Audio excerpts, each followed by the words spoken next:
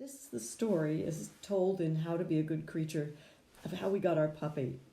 At the time, things were very bleak. But then we learned a neighbor's border collie had pups, and one of them had a blind eye. We named him Thurber.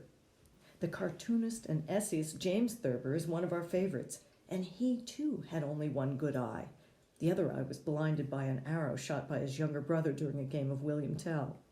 Since the moment we brought him home, Thurber has been the most eager, outgoing, happy creature we have ever known.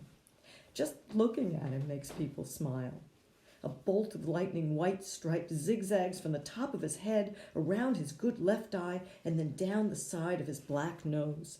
He's a tricolor with handsome brown eyebrows and one brown sock extending from his dominant left front leg down to a white foot. His enormously long tail, when he was a puppy, and I could carry in one hand, his tail was already 14 inches long, nearly touches the ground when he stands. But his tail is seldom down. Usually it's held high, like his tall ears, waving its white tip like a flag as he bounds ahead of us in the woods.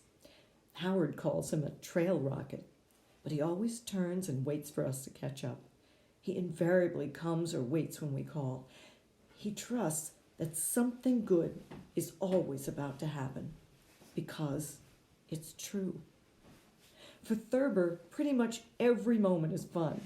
Indoors, he loves to play with his toys, some of which, including a red ball, belong to Tess. When he grabs and squeaks his hedgehog or his shark, one of his stuffed lambs or snakes or octopuses, or his elephant or his dragon or his duck or his hippo or his crab, we can seldom resist playing pull and chase. But if we're busy, he plays by himself, making up games in which one of his toys comes alive and he must either herd or attack it. He rolls several balls at once around the floor and chases them, sometimes herding as many as 3 at a time. In the woods, he selects enormous, usually forked sticks, down saplings, sometimes longer than 8 feet, and drags or carries them along the trail to impress his companions. He is so happy that he sings. He howls to the radio in the morning. In the car on our way to our outings, he and I howl together to his favorite CDs.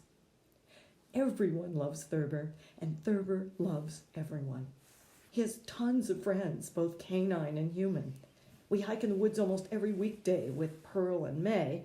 Mornings and weekends, we go with one of his other dog friends, the athletic cattle dog named Basil, a water-loving black lab named Shadow, and a beautiful golden retriever, exactly his age, named August, who lives on our block.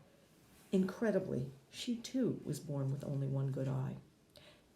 I often forget Thurber has a blind eye. There's almost nothing he can't do.